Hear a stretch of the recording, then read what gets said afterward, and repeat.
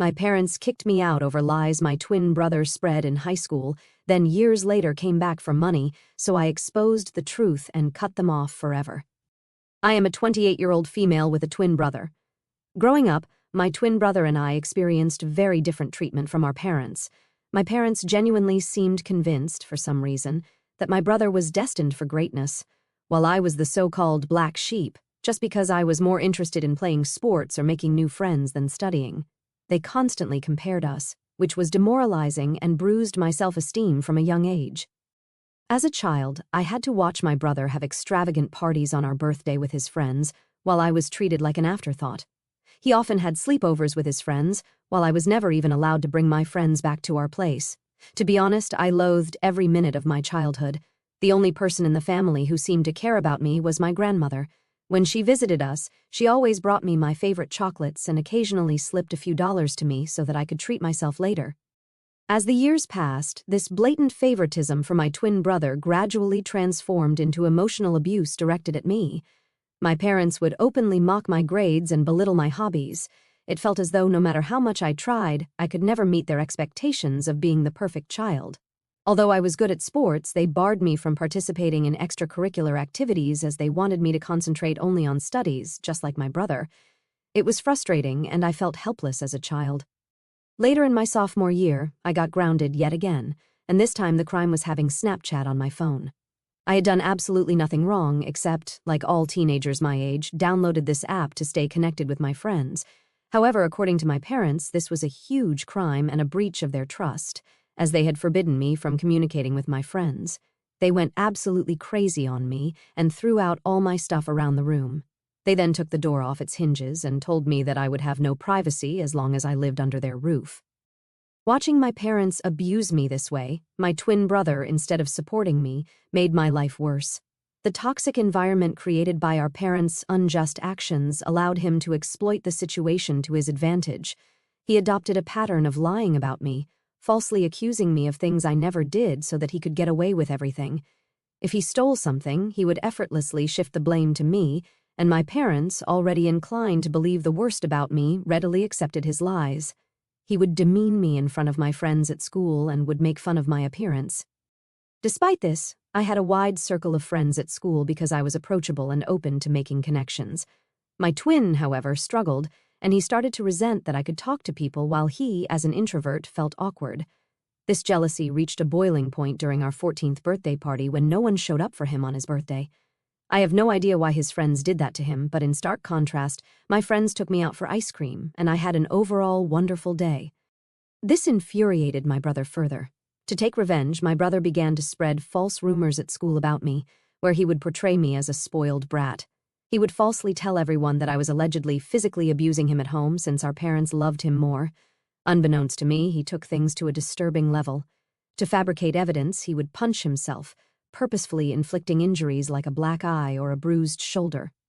The next day, he would confidently walk into school displaying the self-inflicted injuries as proof of my supposed violence and make up stories whenever our parents questioned him about the injuries. He would lie, saying that it was due to innocent activities like playing football with his friends. His lies and his alleged black eyes started to gain traction, and people began to believe his distorted version of events. It wasn't long before whispers started circulating, and even my friends began to look at me with suspicion. At first, I noticed subtle changes. Friends who once chatted with me in the hallway suddenly became distant, and invitations to group hangouts became fewer and farther between. It was like a switch had been flipped, and people were hesitant to associate with the supposedly spoiled girl accused of violence. One day, I mustered the courage to ask my ex-best friend why things had changed between us. She opened up about how my twin brother had been spreading rumors about me. She revealed the detailed lies he had told everyone, accusing me of things I had never done. I was shocked to hear her words. The feeling was a mix of disbelief and betrayal, as if the ground beneath me had given way. My brother, someone I grew up with, was spreading lies about me, accusing me of things I would never even dream of doing. It was a betrayal that cut deep, leaving me with a knot in my stomach and a heavy heart. I confronted my brother that day after school, but he chose to ignore me. I begged him to stop lying about me, but he smirked at me and told me that I deserved to rot alone. I was at a loss for words because his lies and behavior were starting to scare me. I wanted to talk to my parents, but I was afraid that they would believe my brother over me. The isolation stung, especially because I had always been open to making friends. It felt like my brother's jealousy-filled lies were tearing down the connections I had built over the years. Teachers, too, began to catch wind of the rumors. It was a surreal experience, as if I were living in a parallel reality where my true self was overshadowed by the malicious stories spun by my own twin. The lies had grown beyond mere teenage gossip. They were now shaping how people truly perceived me. The nasty rumor quickly reached my principal's ears, and then my worst nightmare came true. The principal immediately called me and my brother into his room, as well as our parents, so we could discuss these alleged rumors. I sat there, heart pounding, as the principal demanded the truth. I hoped my brother would finally come clean, but instead, he doubled down on the lies. He straight up told the principal that yes, the rumors were true, and painted me as this bully who went around beating him up when our parents weren't around. I couldn't believe it. Shock washed over me as my brother continued spinning this twisted story about how I was angry at him for getting more love from our parents. It was all a bunch of lies, but he stuck to his story like glue. My mom began to cry, hearing my brother's story, holding on to my brother like he was some kind of hero. My dad tried to comfort my brother, telling him that it was brave for him to speak up and that he was going to make sure nothing would ever happen to him. After that day, I tried to defend myself, pleading with the principal that it was all made up. I felt like I was drowning in a sea of accusations, desperately trying to swim to the surface, but my brother kept at it, insisting that I was this angry, violent person taking out my frustrations on him every day. My mom's tears kept coming as she held on to my brother, giving me accusing looks. It was like fighting against a wall of belief in my brother's made-up story. My principal reprimanded me strongly, saying the school didn't tolerate bullying and these were grounds to suspend me. I pleaded with him not to suspend me, but he shook his head, saying he couldn't just let it slide. I begged him, tears streaming down my face, trying to tell him that I didn't do anything to my brother. The principal firmly told me that I would be suspended for 10 days so that others could see this as an example to never bully anyone. It hit me hard, and I started crying even more, practically begging him to reconsider. My parents, angry and embarrassed by the whole situation, dragged me out of the principal's office. I didn't want to leave. I wanted to plead my case and make them understand, but they were having none of it. We left the school, my heart heavy with frustration and humiliation. When we got home, things took a drastic turn. My dad started packing my stuff out of the blue. I was shocked, confused, and had no idea what was happening. My mom asked him what he was doing, but he just shouted that he couldn't let me live in the same house as my brother anymore. I was crying, practically on my knees, and pleading with my brother to tell them the truth, but he stayed cold, unmoved by my emotions.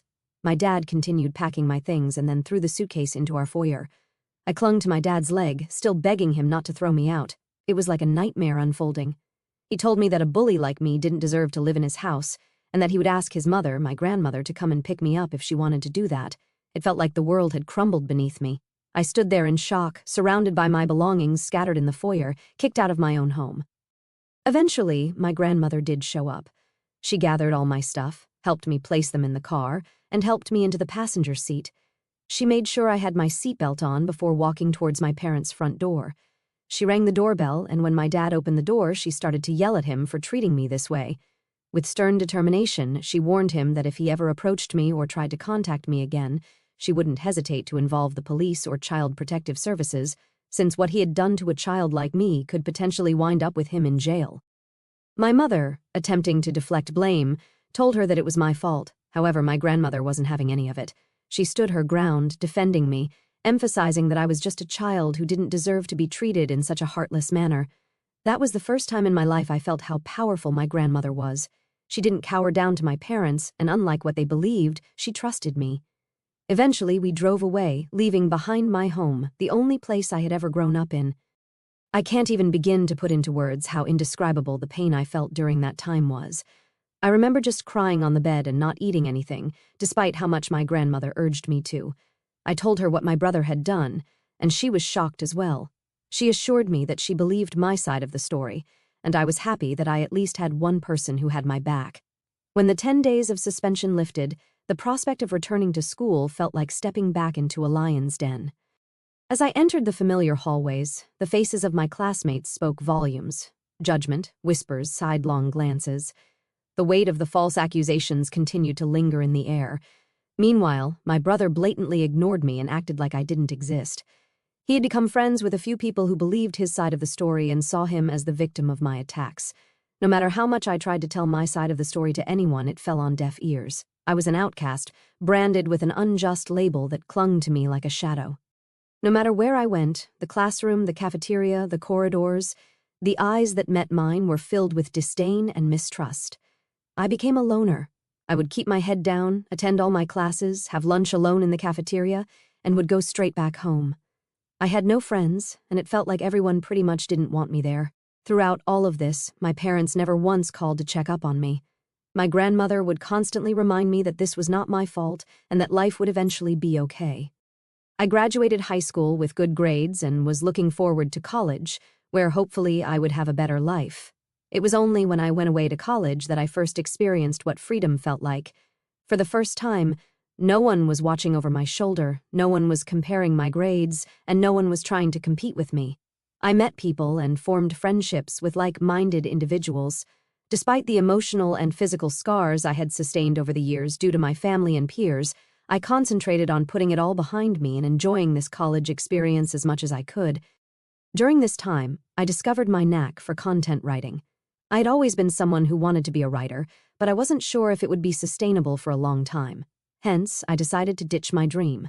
But to earn side money, I decided to start writing as a freelancer. I signed up on various freelancing sites, which helped me secure jobs from prominent clients. This is how I slowly started building a portfolio of my work. Throughout college, I maintained this side hustle and never asked for a penny from my parents. When I graduated from college, instead of getting a corporate job, I realized I could pursue content writing as a full-time job. I was doing quite well because of the multiple clients and the long-term professional relationships I had with them, which allowed them to rope me into multiple projects of theirs. Having a legitimate freelancing career not only made me financially independent but also allowed me to travel the world as a digital nomad. Traveling helped heal me from my past, even though it was definitely not easy. I saved up as much as I could and took a chance on myself. Over the years, I have seen so much of the world, and yet I have so much of it left to see. The only person who I considered my family throughout all of this was my grandmother, and I absolutely adored her.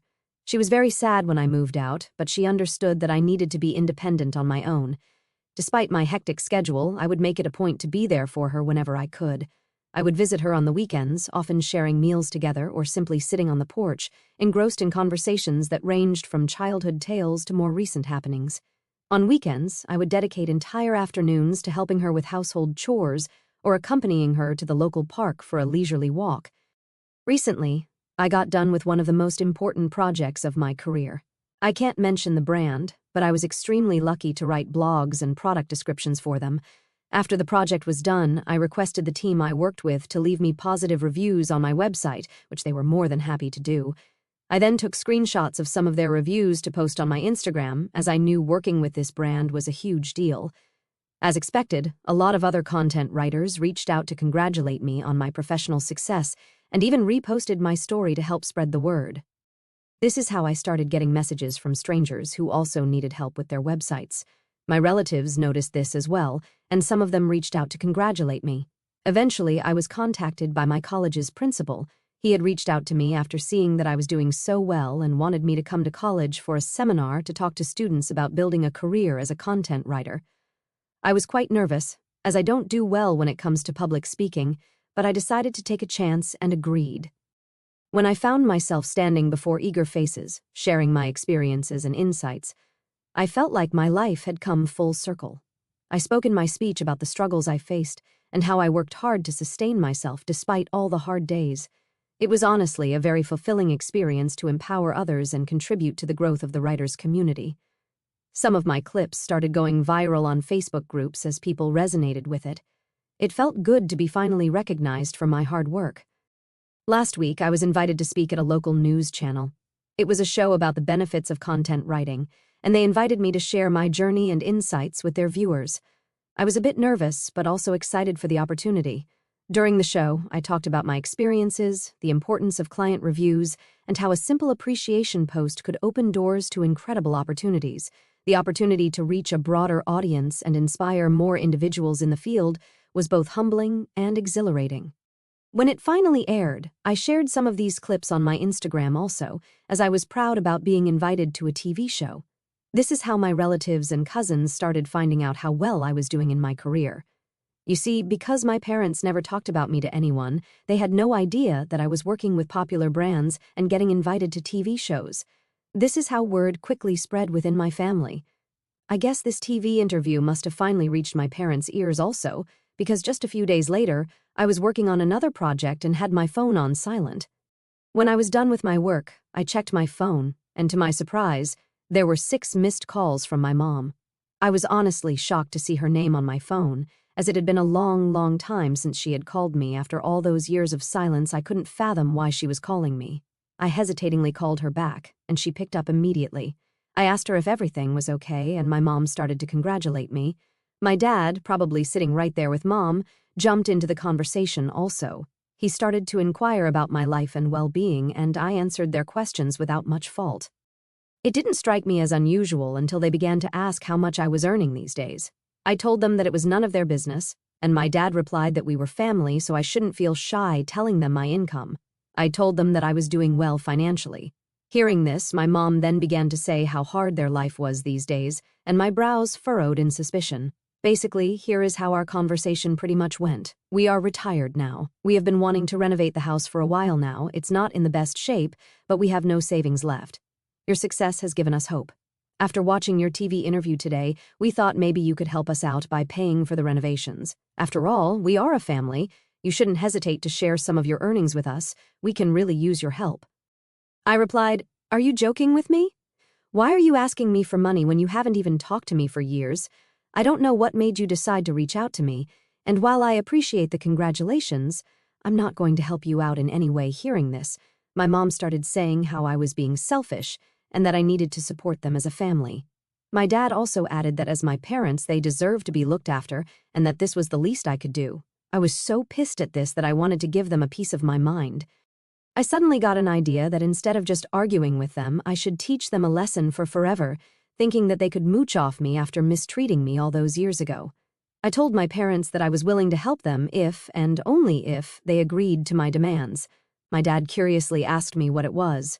Without hesitation, I laid out my demand. If they wanted my help, they had to publicly admit in front of our family and friends that my brother was the mastermind behind the hurtful rumors that had tarnished my reputation.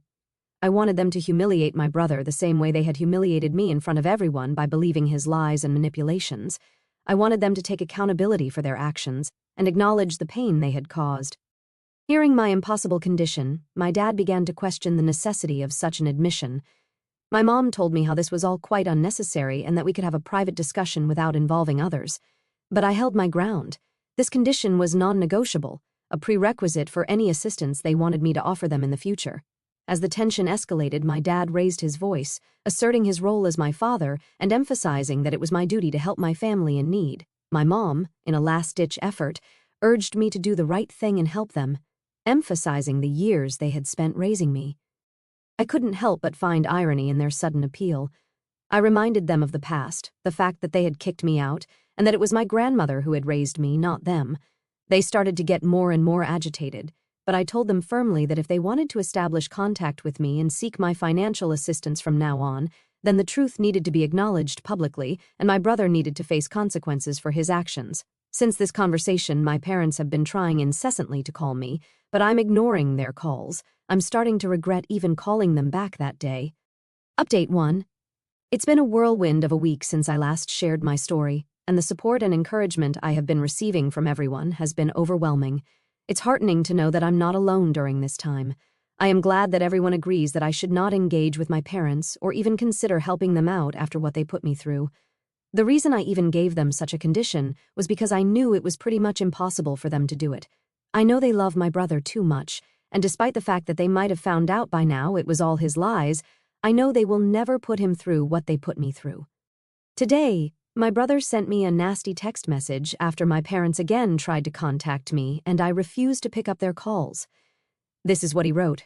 "Hey sis, it's been a long time since I saw you, and I can tell you that every day without you in my life has been great. I heard that Mom and Dad reached out to you and you gave them a crazy ultimatum. They're never going to go through with it. You know that, right? They clearly never loved you, and they will never do anything to hurt me. I admit that I did lie about you 15 years ago, but it's been a long, long time since then, so stop being so selfish and try to move on from the past. You're unmarried and childless anyway, so why don't you want to help them out by paying for their repairs and renovations around the house? Do the right thing and be a better daughter. Seeing the message felt like a stab to my chest. The audacity to dismiss the struggles I had faced and the conditions I had set spoke volumes about his lack of empathy. The attempt to guilt-trip me by emphasizing my unmarried and childless status added another layer of insensitivity. His insinuation that I should prioritize their needs over my own well-being was not only offensive, but also highlighted how little he thought of me. Fueled by frustration and a strong desire for justice, I decided it was time to take matters into my own hands and reveal the truth that had been hidden for too long. I sat down to write an email to my parents and close relatives, sharing the painful details of my childhood and the unfair treatment I had endured while growing up at my family house. In the email, I described the strict and oppressive environment I had under my parents' roof and how they treated me compared to my twin brother. The email also delved into the malicious and completely untrue rumors my brother had spread about me in school, which had led to severe consequences and affected my reputation. I wrote how my parents had kicked me to the curb, and had it not been for my grandmother, I might have been dead in the streets by now. Towards the end, I asked everyone to read a message my brother had sent me. I attached a screenshot where he admitted to lying about me. It was a clear confession that I hoped would expose the lies that had persisted for too long. I sent the email just an hour ago, and I know that all hell will break loose once my parents and my brother read it. I will update you next regarding how my family reacts to my email. Update 2. It's been a month since my last update, and a lot of things have happened this month. As you can imagine, my family did erupt after receiving the email. My parents have received criticisms from relatives who were previously unaware of the extent of the favoritism and emotional abuse. A lot of the family members reached out to me, telling me that they had no idea about all of this, and apologized to me for not being there for me. My brother and my parents sent me a barrage of text messages that were starting to get more abusive and violent, so I decided to reach out to a lawyer who sent them a notice of cease and desist. He basically warned them to not contact me further. If they did, they would have to face dire legal consequences. I guess this must have scared them straight because they stopped contacting me. My grandmother thinks I've done the right thing by letting everyone know what happened and supports me 100%. She's the only person who matters to me, so I am glad she has my back. Update 3. It's been 2 months since my last update. I'm happy to report that everything in my life is going well for now. Professionally, my content writing business has been flourishing. The invitations to speak at seminars and podcasts continue to roll in, solidifying my position as a respected figure in my line of work. I am as close to my grandmother as ever. I took a 1-week break from my work recently so I could spend some quality time with her. She is into gardening these days and is educating me a lot about various flowers and herbs in her garden. The moments I spend with her, whether sharing meals, engaging in heartfelt conversations, or simply enjoying each other's company, are my favorite and most cherished memories. My family has not contacted me after the letter they received from my lawyer, so I am happy that they are staying away from me. Personally, I've started going to therapy, so hopefully I can work on healing myself. I think this will be the last update for now.